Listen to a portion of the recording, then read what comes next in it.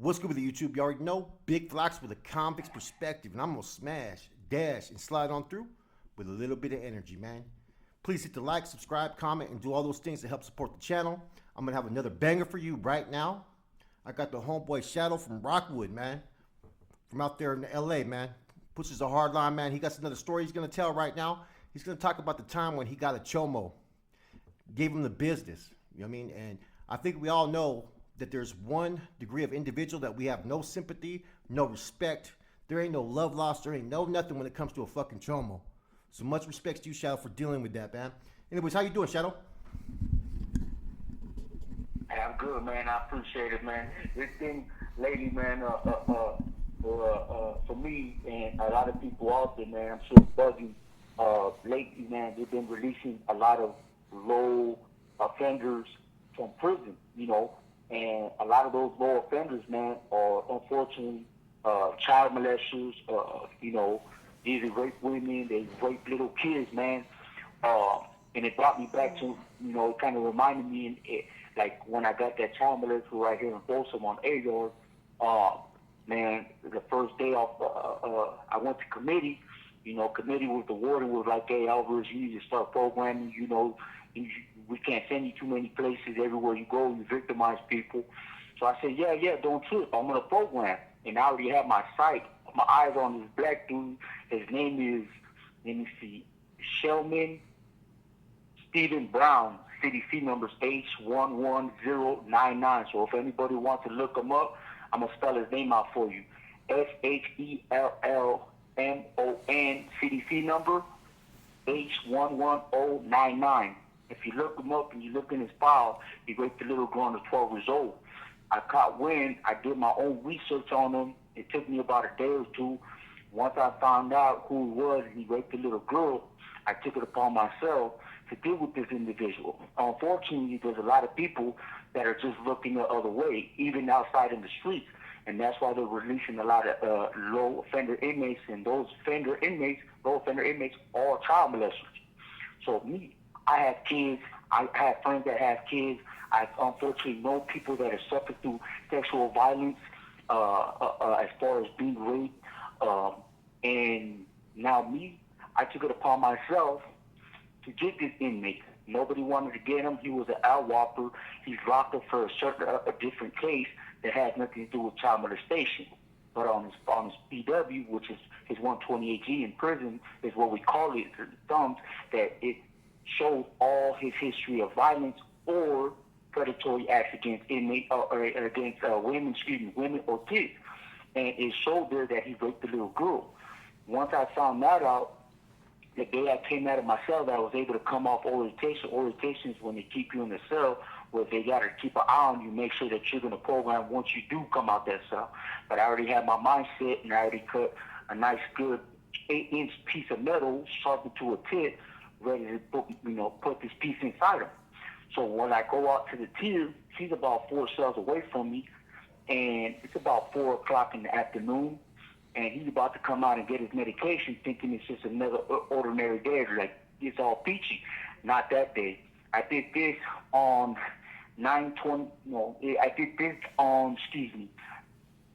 February 5th of 2019, and right here in Folsom, in Sac. And I came out, walked down the tier, I waited for his door to open. Once his door... This call and your telephone number will be monitored and recorded.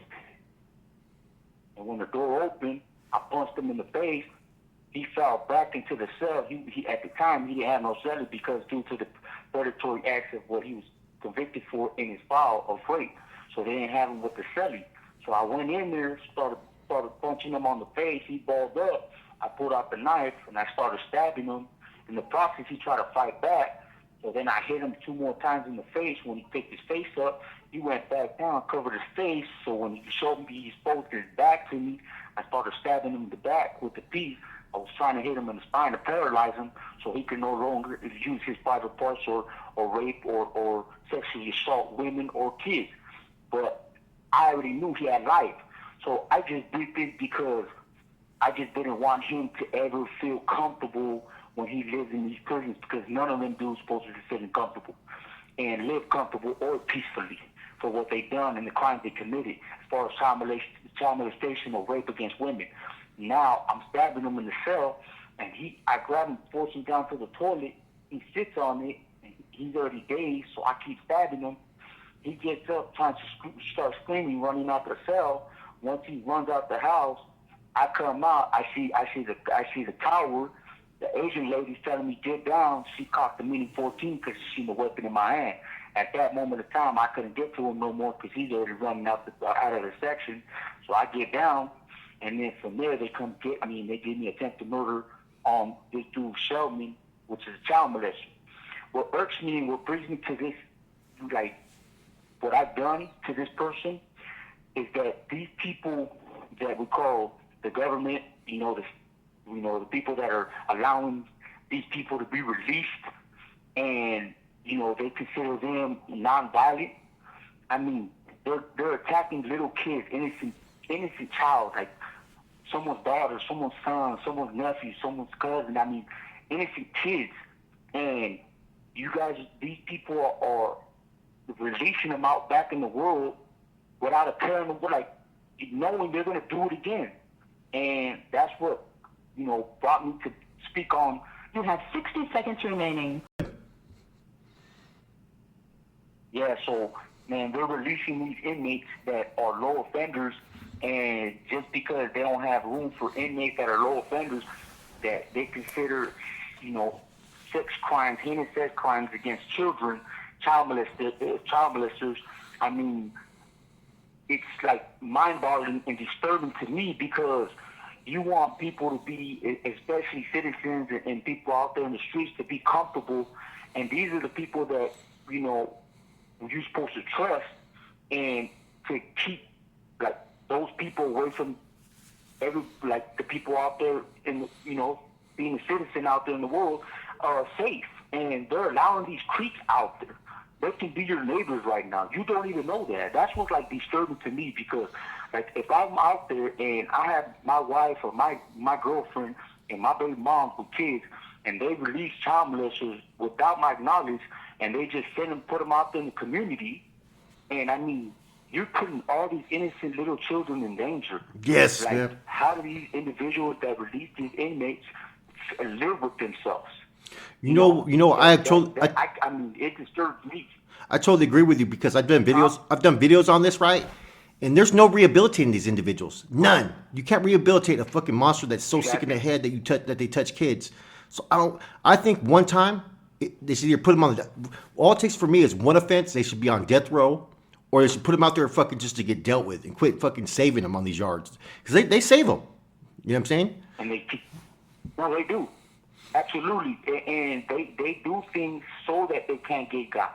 They'll do, like, minor offenses to COs, or they'll do offenses so they can't get touched. And I'm getting tired of that, because, they get more privileges than us sometimes, just because, that they will cry and they say, oh, well, you guys know that that they're child molesters, and you guys are going to put us out there with the wolves. Well, you committed that crime against an innocent child. So why now you're dealing with the grown man in prison that, like myself, has nothing to lose and will chop you up and butcher you with either a flat or a machete? And I've had made machetes and I have made flats, and I've had used them against them, and they're well aware of me, and they know me. So when they see me, they always 812 me. And these dudes cry. They use my name multiple times just to 812 me, so they couldn't get to a yard with me. Because anytime they know if I hit a yard with a child molester, I'm butchering them. There's no talking. There's no telling me why. Once I read your paperwork and I know from my best judgment of being in prison, know that you are one of them creeps, I'm gonna butcher you. So I sit back and I watch all these dudes run and hide, and these correction officers protect them, and they look at us like we're the bad person. Yeah. But I turn around, look at these correction officers and people. I'm like, bro, you guys are protecting these dudes. I understand it means you have a disagreement, but at the end of the day, dude, that's a child molester. We'll handle our business on a different note, or on a different day. But with this dude, I gotta go do it with him. But you're gonna stand in front of me from preventing me to get to this child molester? That blows my mind. Yeah. And they're releasing these dudes out there in society. Bro, that's disturbing to me. I agree. And I mean, I don't know if you've been watching the news lately. Man. I've seen people that are like in the government, like they're being exposed by they're watching child porn on the internet. These dudes are, and these are the people that are passing these laws for more child molesters to be released. And it's just mind-boggling to me, brother. No, I agree. They released 7,000 that have committed crimes with a child under the age of 14. 7,000 in the last year, bro. Right. They did less than a year time, bro. You know, you hear what happened with Cain Velasquez, the UFC fighter? I heard about that. His niece, and then he went to go shoot the dude. It was his child, bro. It wasn't his. It I wasn't. caught wind about that. It wasn't his niece. It was Yeah. his child, bro. They put. I think they either bailed the dude out or they OR'd him on a fucking ankle monitor, bro. And then when Cain Velasquez caught that shooting, Wow. you know what they did? It took him like fucking Right. almost a year to get fucking bail, bro. Almost a year to get bail, bro. That's crazy. And all he did was defend his child, and you know what I mean, instead of just saying, you know what, you got to have laws in society. You know what I mean, otherwise it'd be all anarchy. I get that, Right. but at least give the man an opportunity to be out there for his Right. kids and get bail, and then fight the case from the outside, man. Because you guys should have never released it from the get go. You know what I'm saying? Yeah, Call and your telephone number will be monitored and recorded. I totally agree with you, bro. It's fucking ridiculous and sick what they're doing, bro. Oh yeah, most definitely, man. And and I want to say this, brother. Well, I got the platform. You give me the platform to reach out and talk about this subject about child molesters being reached out there. And if those that are listening have friends or families or anybody close to them, man, that this is like affected them, and in any way, man, if you like feel pain right now, I apologize, but we're gonna me and Flacco, man, we're gonna keep it clear cut. And we we feel for you, and we just want to let you know that when we bring up these topics, man, that it's coming from like just pain in our hearts to see women and children suffer through these monsters' hands of rapists and child molesters, man, continue in sex trafficking, and it sucks, and it sucks because the innocent within the children and the women that can't defend themselves against a bunch of men, right? And it's so unfortunate, man. And I just want to say that, I'm sorry if it hit a sore spot, but the truth is the best way for me, and I just want to put it out there. And you just know that we love you. Whoever's been victimized by a child molester or rapist, know that we love you, we appreciate you, and you're worth everything that they said you weren't, or what they thought they took from you, because in reality they didn't take nothing, because you're not going to let them. And I just say that, you guys keep staying strong, and as long as I'm in here and these dudes come by my path, I promise you I'm going to take them out, and I'm going to put them where they belong. I'll be the last one to put that nail into their coffin. I guarantee you that. That's right. Yeah, that's one thing, man, that I got 100% agree with you, man, because I don't get, how often do these molesters get dealt with in there? I mean, a lot of these dudes, man, they just, I seen some solid people, man, like, turn the other way, or they'll just look at each other, and then after a little bit, someone has to speak up, like someone like myself, I have to bring the attention, and they'll be like, well, go ahead and handle it. So I'm sitting here, but I'm looking at these people, like, how long have you known? Because I've had issues, right, where if I go bring it up, I just go deal with it, but I've had people come tell me, oh, bro, this dude, he's busted for child molestation. So I'll go do my homework. Then when I figure it out it's true, I'll tell homeboy, I say, well, why haven't you dealt with it? Why haven't you purposely brought upon yourself as a man, especially having either being a father of kids or having nieces or nephews, or, you know what I mean, or having a mom or a sister, or just, just that in general, just like, people that he started victimized.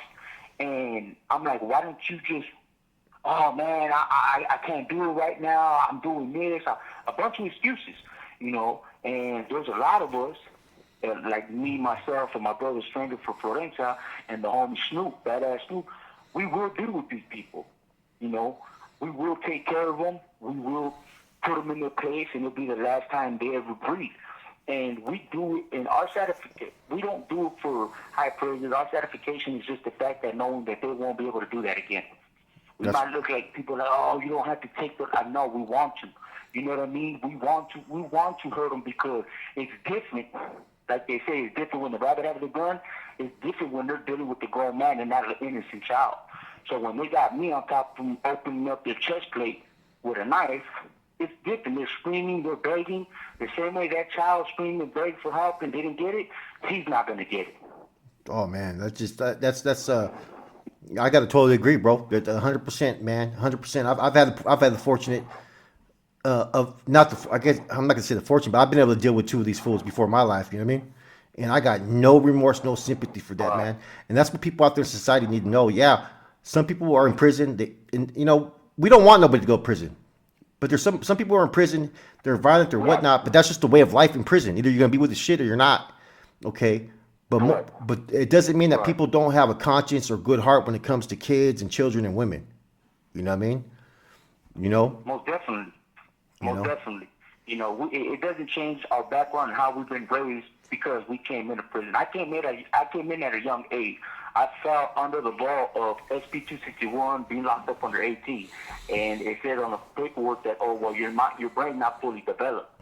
Well, you know, now that I'm still in prison, you know, stuck in this lifestyle over going on 17, 18 years, around about, and my mind is pretty set on how I feel about child molestation. Yeah, and I'll never change that. Yeah, me too. You know, me too. And you know, so you know, when I'm being in prison this long, you know, I still make that judgment call and say, hey, I'm still willing to put myself in this position, you know, for the fact that I might not let this dude ever get out and hurt another kid. And I'm willing to take that. What about okay? Life sentence. Okay, I get it. You know, I get it. Sometimes men. Sorry, my bad for cutting you off. Man, I apologize. I get some men, you know, have that, you know, they've gotten into it. They may have hit their wife maybe one time or two times. They've had those little issues. But what about those men that are serial abusers towards women, that they continue to abuse women? What is your approach to them? My mother was abused by my dad, right? And I frown upon it. You know, I understand, like, you know, you're going to have disagreements. At times you're not going to see eye to eye, but remember what made you two come together in the first place and fall in love. You got to remember those moments and those times that you truly were brought together and really connected, and you got to remember that. You got to always have that in the forefront of your mind. You might have a spout, you might have a little spat, disagreement, but you got to remember that's your partner, that's your friend, that's your best friend. You know, that's your long life partner. She might have your kid. You know, she might be the mother of your kid. She wakes up every day trying to support you. You got to support her the same way. And, you know, if she's going to get pissed off, walk away, dude. Just walk away, you know, and then say, hey, turn around, tell her, just learn how to communicate. Communication is the key. That's where a lot of situations fall short. That's why God gave us one mouth and 2 ears. You got two more times to listen and one time to talk, you know, and just listen to your partner, man. Be patient with the females. And if you know you're trying to really settle down with her, or you already settled down with her, you know what you got in. You know what you're getting into it when you got with her, and you got to accept it. If you weren't willing to accept who she is and what she has in the package she comes with, then you should have never put yourself in a position to deal with a person like that. Because you got to accept this person for all the flaws, the mishaps, the lack of communication, any downfalls in the relationship. You got to accept it because you care about that person. If you're falling out of a relationship with that person, hey, you got to put your big boy pants on and nothing's going to hurt. Walk out. Let her heal on her own, go her route, and then you go your way. And if it's meant to be, you come back together. You know, You just got to let time heal, you know. And those people that, man, hate women, man, to me, you're a punk. Straight up, you're a punk. Because if you hate me, I'm cutting your neck. You know, I'm going to cut your head off your shoulders, you know. And, you know, if I know you're hitting women, I'm going to call you out.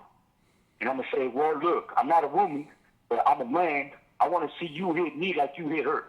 Because she ain't going to hit you as strong as I'm going to hit you. Because I'm going to knock you out. Then I'm going to kill you. So That's what I tell them. If you want to come hit me, come hit me. I'm 6 foot, 255 pounds, all solid, no fat. So I'm ready to go any day of the week. I do this shit every day, 24/7. So one of these dudes come in here thinking, oh yeah, I beat on my wife, I did that. I'm like, come on, I'll be your. You have 60 seconds remaining. We're recording right now. Go ahead, brother. We just talked about people who abuse women. Like, I get if they make like 1 or 2 mistakes in their life. You know what I mean? But those that are serial beaters, I don't respect. You know what I mean? They continuously harm women. I mean, there's, Right. you know what I mean? So, Well, go for ahead. me, man, well, like I said right now, what I was saying, I didn't mean no homo out of it. I said I'll be your wife. What I meant to say is, I don't want no one to get my words all mixed up. And what I meant to say is, man, show me how you beat your wife and do that to me. That's what I meant to say. So people have a clear understanding of what I'm talking about. I'm sure you do, but, you got 1 or 2 people who want to change people's words when they speak. But, yeah, I agree with you, my brother. Some people say, they changed. I'm not one to, tell them if they did or didn't, But, I hope they do. But, we stand against that because, it has a longer effect, man. Because if you have kids in the home that see you as a father or a brother or an uncle or whoever you are in the family, whatever ties you have your position in the home, they see you abusing women, and the young ones see that and think it's okay, so they repeat that. Yeah. They become the nature of the habit, and it's not a good habit to show young ones, man, that it is good and it's okay to put your hands on women or beat little kids or whatever the case may be. You know what I mean? That's the core to this because a lot of families see that, man, and it tears apart families. And it does a whole lot more damage than you just having a disagreement and want to hit your wife because you want to get your point across. When the kids see that, man, it trickles down to them, and then it affects them in a certain way. When they get older, they start doing it, repeating what their dad did, and it's a bigger problem. You know what I mean? Yeah, most definitely. Now, what other type of inmates do you guys not like in there? You personally? We have, I mean, you can only imagine. We have, for me, the people I have a small circle. So I don't associate with a lot of people because I don't allow myself to accept anybody. Anybody famous though? Houses, Anybody famous? No, not. I mean, we're famous for putting good ass little demos in here down and going at it with the COs and stuff like that. But as far as like people from the outside coming in here, I mean, I met a dude that played basketball for Houston Rockets. He's down the way. He played for them back in like the 80s or 90s. Yeah. And he's right here. I mean, you have people that have been here, that are all famous, but they're not usually in the hole. They're pretty much, because I'm in PSU and I'm in the hole. I've been in the hole for 4 years. What's PSU? Cleaning up violent crime. PSU's Protective Safety Unit. What it is protects violent inmates like myself and my brother Stranger and my brother well, I'm not gonna add him to that, but me and my brother Stranger, they protects the yard, custody, other inmates that fear for their lives from myself or my brother Stranger for influence.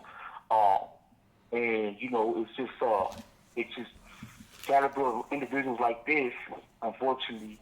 If they were released right now to the streets, I wouldn't do a crime at all. I wouldn't hurt nobody unless, I got to protect my family or my loved ones. But,